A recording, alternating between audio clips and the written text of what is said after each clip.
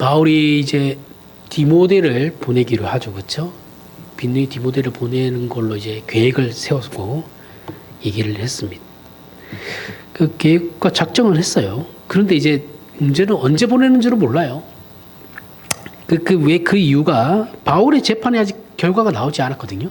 바울이 재판의 결과를 기다리고 있고 그러한 결과에 따른 그 불확실성이 존재하기 때문에 언제가 될지는 모릅니다. 분명히 이게 이제 불명확한 문제죠.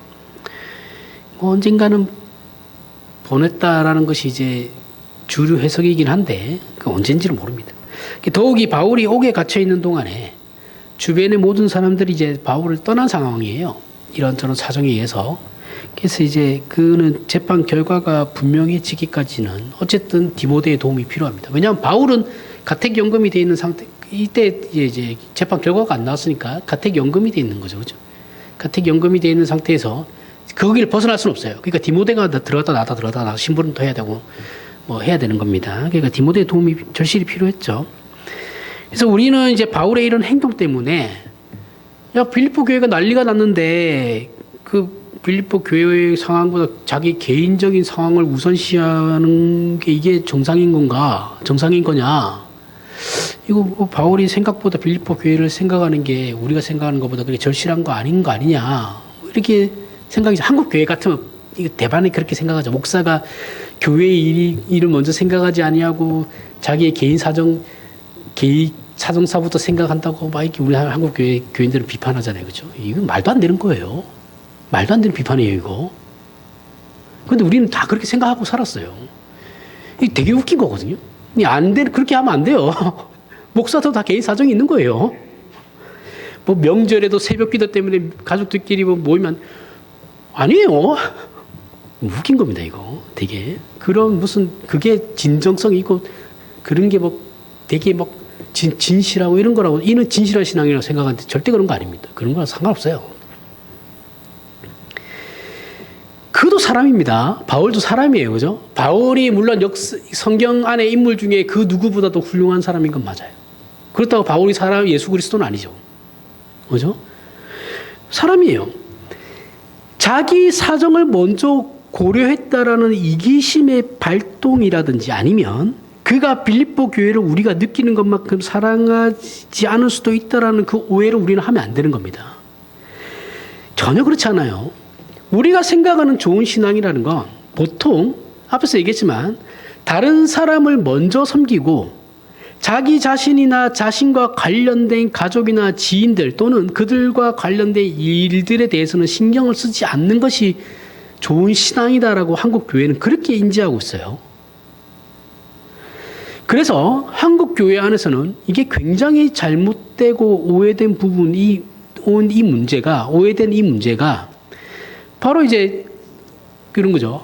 목사가 자기 건강이나 가족들을 돌보지 않고 사역에만 매달리는 것을 우리는 미덕이라고 생각해요. 그죠? 한국 교회는 야, 우리 목사님 얼마나 훌륭한 줄 알아? 자기 건강이 나빠도 그렇게 새벽에 나와 기도하시고, 자기 가족들 자기 가족이 누가 죽었는데 장례도 가지 않고 우리 교회 예배하고. 그게 미덕이라고 생각해요. 우리 한국 교회는. 왜 그런 건지를 모르겠어요. 왜 생각했죠? 도대체? 지금도 이걸 자랑으로 여겨요. 뭐, 목사님들끼리 모이면, 저희 노예는 좀 덜한데, 제가 다른 노예에 있을 때 모이면은 자기 자랑하기 바쁩니다. 듣고 있지를 못하겠어요. 그런 경우가 엄청 많아요. 그래서 나는 이렇게 해도 아파도 이렇게 했다, 저렇게 했다, 뭐, 라떼는 하면서 막 옛날 얘기 막 하시죠. 그죠? 그리고 교인들이 또 그런 걸 요구해요. 그러면 더 미치는 겁니다. 제가 이 시간 명확하고 분명하게 말하지만 이건 성경적인 건 아니에요. 분명히 얘기해요. 성경적인 게 아닙니다. 우리가 잘 생각해 봐야 하는 것이 뭐냐면 자신을 소홀히 여기는 이 문제는 종종 문제를 해결하기보다는 더 많은 문제를 일으켜요. 이런 사람이 특정 단체의 리더일 경우에는 더 심합니다, 이게. 더 심각해져요. 대통령이 되면, 우리도 지금 뭐 대선 기간이긴 한데, 대통령이 되면 대통령의 건강을 철저히 관리하죠. 그죠? 대통령의 그 변까지도 검사를 한다고 그러죠. 그죠? 철저히 관리를 합니다. 그 이유가 왜요? 왜 그렇습니까? 지도력의 공백이 이제 발생하게 되면 정치나 외교에 지대한 영향을 미치거든요. 그럼 나라가 전반적으로 다 손해를 봐요. 그렇기 때문에 어느 나라 대통령이든 간에 그 대통령의 건강상은 국가 안보로 들어가요. 기밀이에요. 물론 이건 극단적인 예라는 걸 알아요.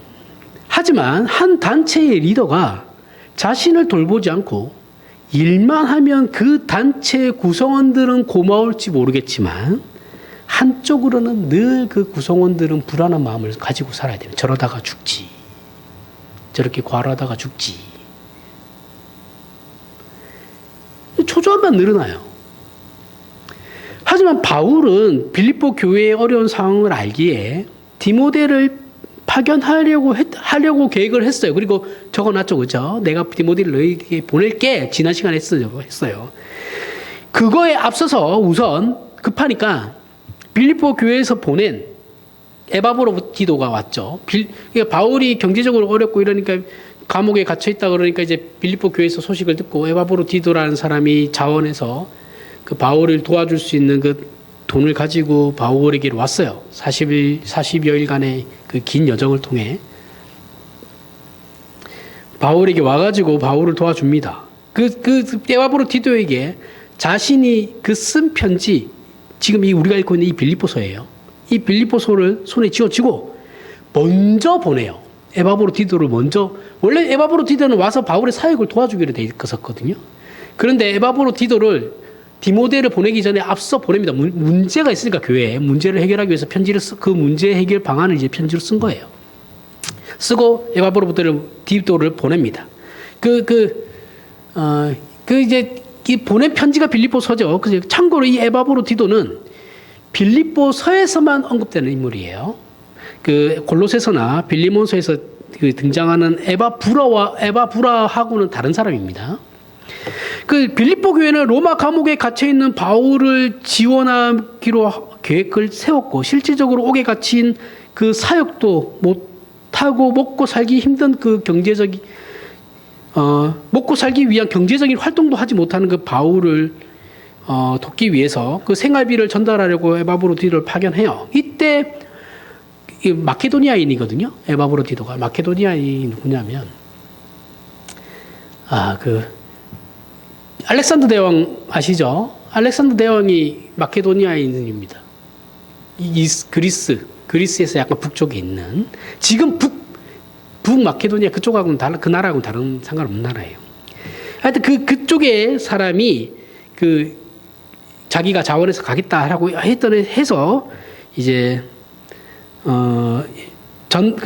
바울에게로 옵니다. 먼 여행이죠. 이때 당시에 그 정도의 거리의 여행을 한다는 건 자기 목숨을 내놔야 돼요. 목숨을 내놓고 하는 겁니다. 그런데 본문에서 이 에바브로디도가 병에 걸려요. 바울을 도와주러 왔는데 온 것까지는 좋아요. 그 마음도 좋은데 병에 걸려버렸어요. 그런데 이 병에 걸렸다가 이제 죽을 뻔하다가 살아났어요. 근데 이 병이 원인은 몰라요. 정확하게. 바울을 찾아오기 위해서 40일간의 긴 여정으로 말미암아서 발생한 병인지 아니면 바울의 사역을 돕다가 너무 과로를 해서 너무 열심으로 일을 하는 바람에 이게 이제 RSV라는 성경이 있습니다.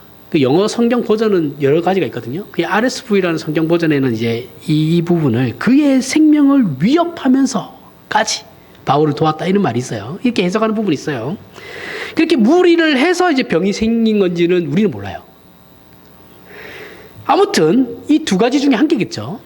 아무튼 이제는 회복했어요. 회복해서 디모데에 앞서 이제 빌립보 교회로 이 에바브로디도를 돌려보내려고 하는데,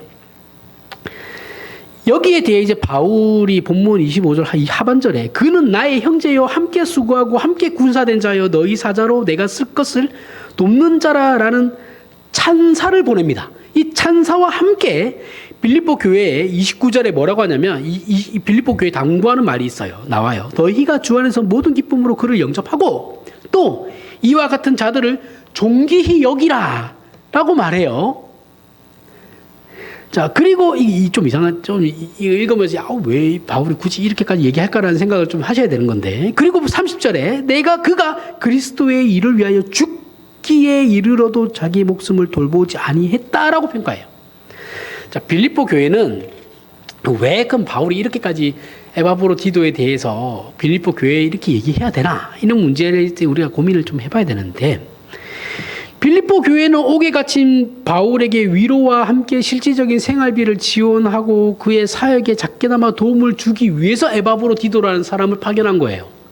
도움을 주려고 파견한 거예요. 그런데 그 에바브로디도의 희생과 헌신과는 상관없이 어떤 경로에 의해서 그랬는지는 우리는 모르지만 어쨌든 그는 사선을 넘나드는 병에 걸려요. 그래서 오히려 바울의 걱정거리와 근심거리로 자리 잡게 됩니다. 그죠? 도와주러 왔다가 대려 짐이 된 거예요. 그러면 우리 보통 마음은 고마운데 왜 와가지고 더 힘들게 하냐 나를, 이런 생각을 하죠. 그러니까 안 할 수가 없죠. 그렇죠? 그럼 우리 또 그렇게 생각할 수도 있어요. 그러면 바울이 고쳐주면 되는 거잖아. 그죠? 바울이 기도해가지고 빡 하면 한 방에 딱 나을 거 아니냐. 우리 이렇게 또 생각해요. 단순하게. 이게 이제 은사에 대해서 우리가 굉장히 오해하는 것 중에 한 개인데, 바울에게 치유의 은사가 주어진 건 맞아요. 맞는데, 우리는 그 은사가, 내가 은사를 받았으면 그 은사를 내가 마음대로 쓸 수 있다고 생각하잖아요. 그죠? 아니에요. 은사를 받았다고 해서 내가 내 마음대로 그 은사를 아무 때나 쓴다고 해서 그 은사가 그 기적이 일어나는 게 아닙니다. 그렇지 않아요. 그 은사가 주어지는 건, 정말 이건 어떤 은사든 간에 하나님께서 주시는 모든 은사는 하나님의 뜻에 따라서 그때 임의로 주어지는 겁니다. 지속적이지 않아요. 이게 신비주의자들이 자꾸 자기네들이 한번 은사 받으면 죽을 때까지 은사가 있는 줄 아는데 아니에요. 그렇지 않습니다. 절대 그렇지 않아요. 임의로 주어지는 거예요. 임의로. 그때. 지속적이거나 영구적이지 않아요. 모든 은사는 다 그래요. 다시 한번 강조하면 이 세상에 지속 가능한 은사는 없어요. 내가 어떤 그 치유의 은사가 어떤 신앙을 가졌던 간에 나에게 하나님이 은사를 주셔가지고 치유의 은사를 베풀게 됐어. 그때는 그 일이 필요했기 때문에 하나님이 나를 통해서 그렇게 하신 거예요.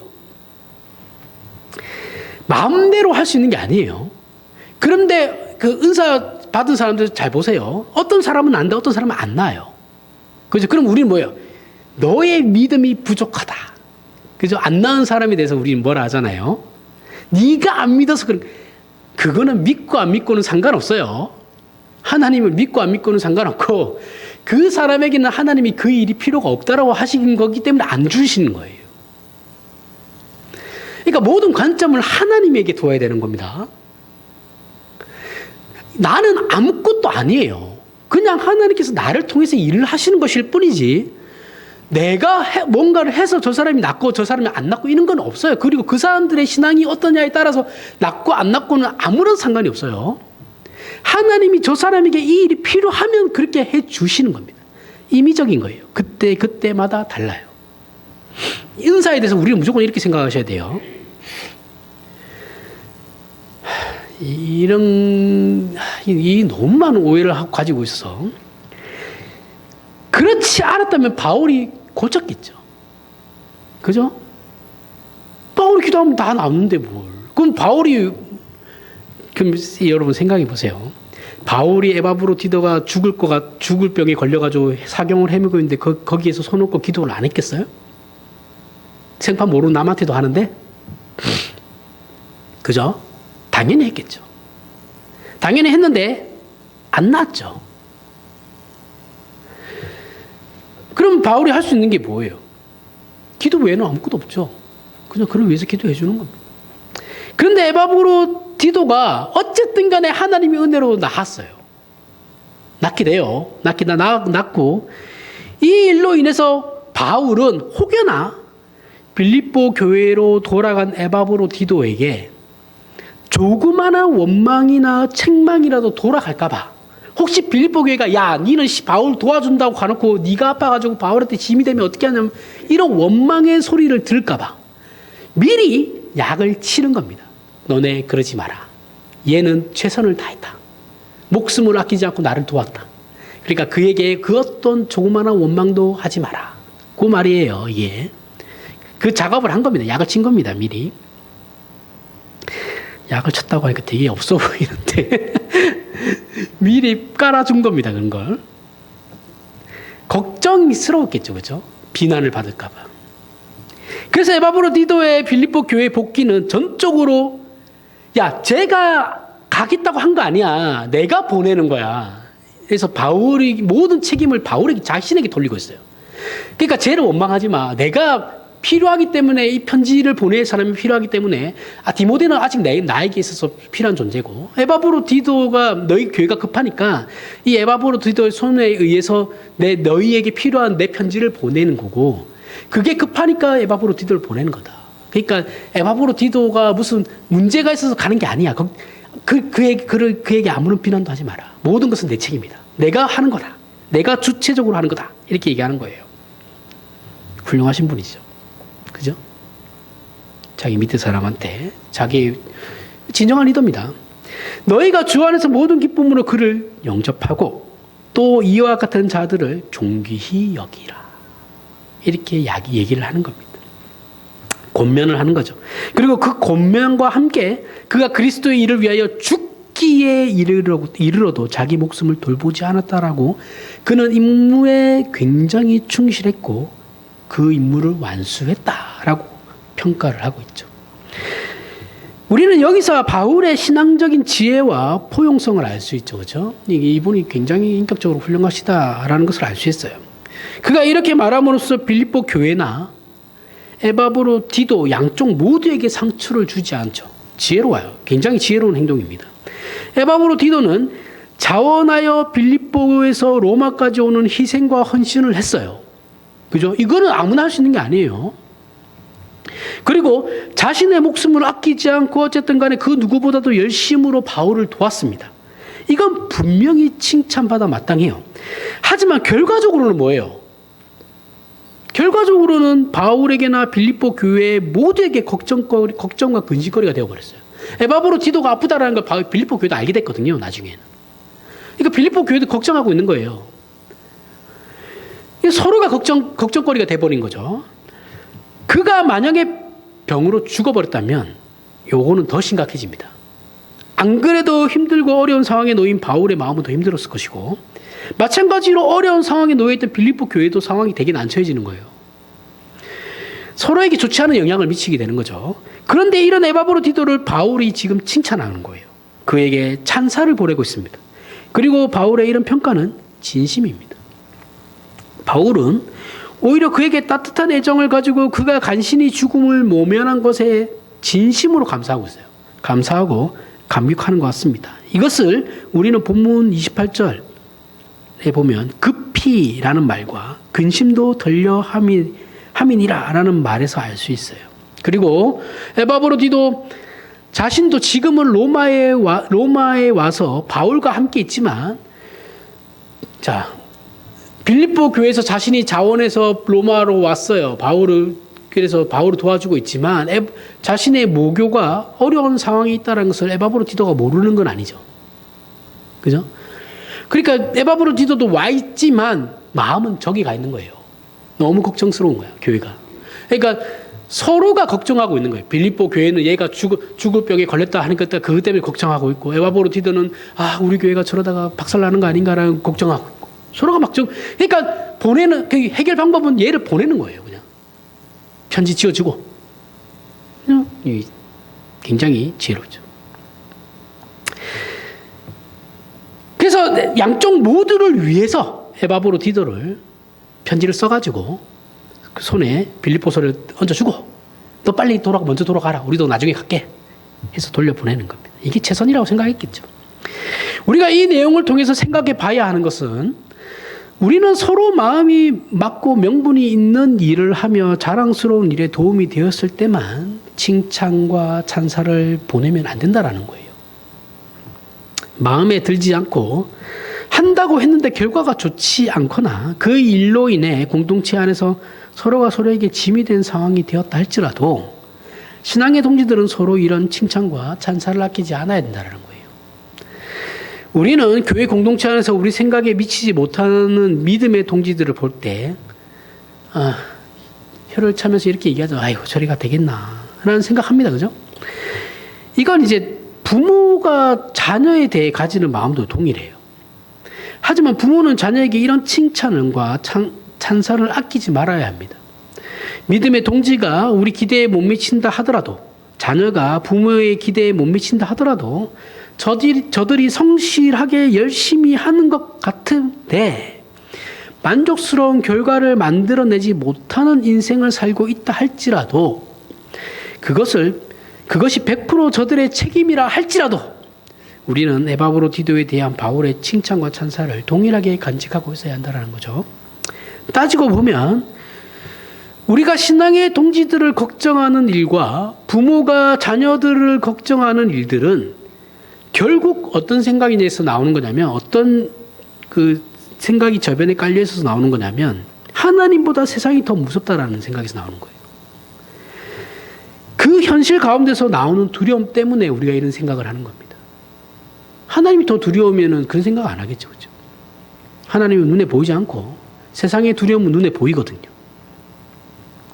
그래서 우리 자신도 모르게 그 두려움을 우리 신앙의 동지들에게, 우리의 자녀들에게 또는 우리의 이웃들에게 그런 식으로 표현을 하는 거죠. 그러나 그러한 우리의 걱정들은 다만 상대방에게 책임을 묻고 있는 것이 아니라 두려워하고 있는 우리 자신의 실력 없음에 대한 비명일 뿐이라는 걸 기억하셔야 됩니다. 저래서 되겠나라는 그 걱정은 상대방의 그 책임보다는 내 자신에게 어떤 문제가 있다는 거예요. 내 자신이 저가 저렇게 함으로 말미암아 발생하는 그 일들에 대한 두려움을 가지고 있기 때문에 그런 표현들을 한다는 거죠. 그게 사실은 나한테 문제가 있는 거예요. 또한 그렇게 우리 교회 공동체 안에 신앙의 동지가 우리의 자녀가 어떤 단계를, 어떤 수준을, 어떤 성취를 이루지 못한 것에 대하여 우리가 지나치게 걱정하는 이유는 그 모든 책임을 교회 공동체인 우리가 질 것 같으니까 또는 부모가 져야 한다라는 걸 알기 때문이죠. 자녀가 뭔가를 했을 때 잘 못하게 되면 그 책임이 부모가 져야 할 것 같으니까 거기에 대한 두려움이 있는 거죠. 교회 공동체에서 마찬가지죠. 목사가 저렇게 일하는 거에 대해서 저거 잘못되면 우리가 다 덤탱이 쓸 것 같은데 이런 생각을 하는 거죠. 그렇죠? 거기에 대한 두려움인 거죠. 하지만 잊으시면 안 되는 게 뭐냐면 가족과 공동체는 그 짐을 혼자 지는 것이 아니죠. 그러면 공동체가 아니죠. 그죠? 뭐 하려고 공동체예요, 그러면? 다 각자 책임이라고 그러면 뭐 공동체를 할 필요가 뭐가 있어요? 가족이 왜 있어요? 우리는 하나님께서 당신님의 교회와 당신님의 자녀들에 대해 어떤 것으로도 손해가 되지 않게 하신다는 걸 성경을 통해서 계속해서 확인하고 있어요. 먼저는 하나님께서 함께 하시고 우리에게 기적과 은혜를 허락하시며 이러한 일들로 말미암아 하나님의 하나님 되심을 나타내시고 예수 믿는다라는 게 무엇인지 교회됨과 신자됨과 십자가의 도가 무엇인지를 가르치고 생각하게 하시죠. 그리고 부모는 자녀를 낳으면 끝이 아니죠. 그렇죠? 부모는 자녀를 낳으면 어른이 완성된 인간으로 되는 게 아니죠. 자녀만 낳았다고 완성된 인간이 되는 거 아니에요. 죽을 때까지 완성된 인간이 되지 않아요. 그러면은 자녀들은 저번에 자주 얘기하죠. 자녀들은 부모를 보면서 닮아가고 배워가고 부모는 자식을 통해서 부모 노릇을 하면서 성장해 가는 거예요. 서로가 같이 성장해 가는 겁니다. 자녀만 성장시키는 게 아니에요. 부모의 책임이 아니에요. 부모가 부모 노릇 하는 것도 책임입니다. 그 부모 노릇에는 뭐 여러 가지가 다 들어가겠죠. 그렇죠? 그 신앙과 인격과 성품을 자녀뿐만 아니라 그 공동체, 가족이라는 그 공동체 모두가 함께 자라가야 하는 겁니다. 나는 어른이니까 끝났지? 아니에요. 손자를 보면서도 배우는 게 있어요. 그죠? 아이들을 보면서도. 생각해보면, 잘 생각해 보십시오. 져주고 죽어주면 그만인 세상에서 져주고 죽는 것이 최고의 신앙의 경지로 쳐주는 기독교 신앙을. 자, 세상은 져주고 죽어주면 그냥 그만이죠.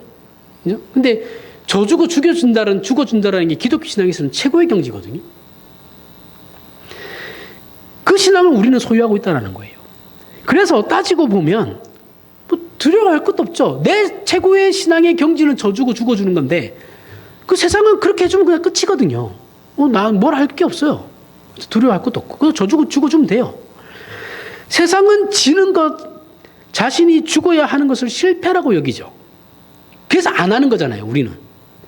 근데 기독교에서는 오히려 세상이 실패로 여기는 져주고 죽어주는 문제를 최고의 신앙의 경지로 여기기 때문에 우리 신자는 실패와 오해와 무능에 대해서 겁낼 이유가 사실은 전혀 없죠. 원리적으로는 없는데 우리는 그걸 두려워하죠. 희한하죠. 그래서 우리는 이 문제를 에바브로디도는 최선을 다했고 그는 목숨을 다해 열심히를 냈지만 그의 선의가 오히려 바울과 빌립보 교회의 걱정과 근심거리가 되어버린 결과를 만들어냈어요. 하지만 바울이 그에게 칭찬과 찬사를 아끼지 않았던 것처럼 신자라면 그 과정에서 성실히 최선을 다했다면 결과가 나오지 않는 것에 그렇게 걱정할 필요는 없다라는 겁니다. 자녀가 최선을 다했다라는 걸 부모가 인정을 해요. 넌 노력할 만큼 했어. 근데 결과가 좋지 않은 거에 대해서는 비난하지 필요가 없죠. 그죠? 그 결과는 하나님께서 만들어내시는 겁니다. 그 과정을 우리가 사는 거거든요. 그럼 분명히 자녀는 그걸로 말미암아 최선을 다했다라는 거 부모도 그걸 인정하는데 하지만 자녀들은 그 결과로 말미암아 시무룩할 거란 말이죠. 그런데 걷다 대고 부모가 뭐라 하면 안 되겠죠, 그죠? 부모가 그 과정을 받고 본인이 안다면 그냥 잘했다, 고생했다 이렇게 해주면 되는 겁니다. 시험도 마찬가지죠. 성경은 예수 그리스도 안에서 바울이 에바브로디도에게 보냈던 찬사들로, 자 보세요. 바울이 에바브로디도의 과정은 좋았지만 결과가 안 좋았던 그에게 바울이 찬사를 보내고 있어요. 그런데 이건 하나님께서 저와 여러분을 그렇게 부르고 계시는 거거든요. 바울이 에바브로디도에게 보내는 찬사와 동일하게 하나님도 우리에게 그런 찬사를 보내고 있는 겁니다. 어떤 일의 과정 가운데 성실과 최선은 우리의 몫입니다. 몫이지만 그 결과는 우리의 손을 떠난 것이에요. 떠난 것이므로 더 이상 우리의 몫이 아니고 하나님께서 결정하실 겁니다. 하지만 그 결과가 우리 마음에 들든 들지 않든 간에 그 결과는 교회 공동체와 우리 자신과 자녀들에게 손해가 되는 일은 절대 없어요. 늘 얘기하잖아요. 좋은 게 좋은 게 아니고 나쁜 게 꼭 나쁜 것도 아니다. 그죠? 우리는 오늘 본문을 통해 에바브로디도에게 찬사를 보내는 바울의 그 신앙적 근거를 다시 한번 발견할 수 있어야 합니다. 바울은 로마 감옥에 갇혀서야 하나님의 일하심에 대한 신비를 깨닫게 되었고 그 신비에 관한 깊은 이해가 이 빌립보서를 쓰는 바울의 신앙을 만들어냅니다. 인간이 할 수 있는 일이라고는 그저 책임을 떠넘기려는 분노 외에는 아무것도 없어요. 우리 싸우는 거 보세요. 서로가 책임을 안 지려고 막 떠넘기면서 서로 간에 싸우잖아요. 그렇죠? 우리가 할 수 있는 건 그거밖에 없어요. 인간들이 할 수 있는 거라고. 하지만 기독교는 그렇지 않다라는 것이죠. 이것이 기독교의 윤리가 그렇기 때문에 그렇게 하지 않는 것이 아니에요. 이건 예수께서 왜 오셨나? 예수를 보내신 하나님께서 어떤 해결책을 가지셨는지에 대한 그 깊은 이해와 고찰 속에서 우리 신자들이 누려야 할 권리이기 때문에 그런 거예요. 윤리이기 때문에 아니고, 예수께서 왜 오셨고 예수께서 그 어떤 해결책을 가지고 우리에게 오셨는가를 그걸 깊이 이해하고 있다면 이렇게 하는 게 우리의 신자된 권리구나라는 것을 알게 된다는 거죠.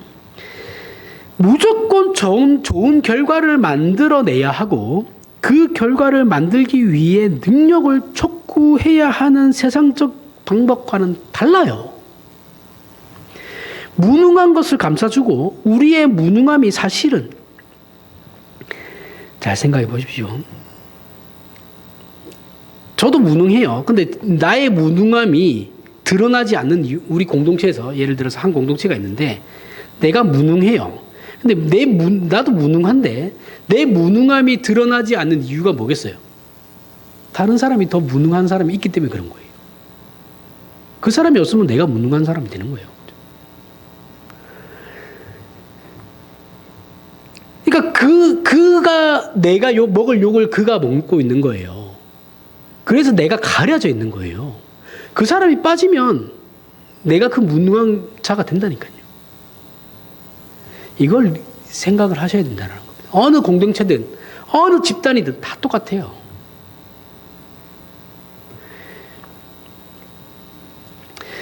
그래서 이제는 우리가 얼마나 큰 은혜와 넉넉함 속에 있는지를 깨달아야 한다는 거죠.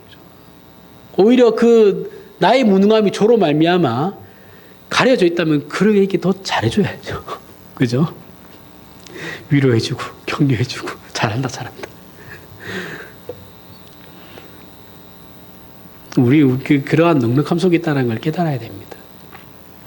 바울은 이것을 감옥에서 깨달아요. 자신이 처한 그 최고의 위기 속에서, 절망 속에서. 바울의 지금 상황이 넉넉하기 때문에, 그가 모든 성과를 보았기 때문에, 그리고 원하는 것을 만들 능력이 있기 때문에 그러는 것이 아니에요. 그죠? 그는 지금 그가 가진 어떤 것도 사용할 수 없는 곳에 갇혀 있습니다. 그렇게 되자 비로소 모든 것이 차단되고 모든 것이 제한되자 비로소 그의 영혼이 예수 안에서 허락한 하나님의 신비와 능력을 알고 배우게 된 거예요.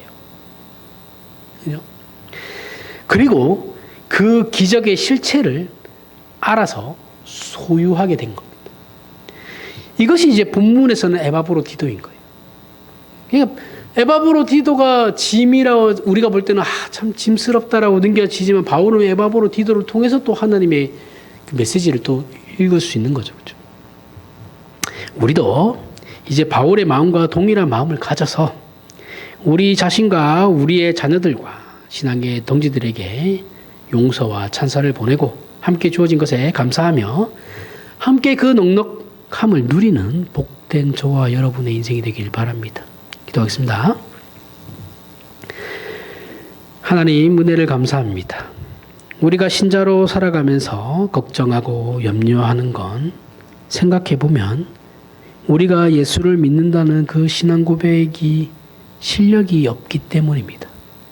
이건 우리의 신앙이 진심이고 그 믿음이 강하면 맞닥뜨린 문제가 해결되는 것이 아니라 세상보다 큰 하나님의 자녀가 되었으므로 더 이상 세상의 위협과 공갈에 넘어가거나 떨 필요가 없는 것임을 우리가 아오니 이제는 이 세상의 도전 앞에 무엇으로 상대하고 어떻게 반응하며 무슨 힘으로 세상과 맞서고 있는지를 세상 앞에 보여줄 수 있는 저희가 되게 하여 주시옵소서. 또한 이러한 마음으로 교회 공동체 안에서 우리의 책임과 함께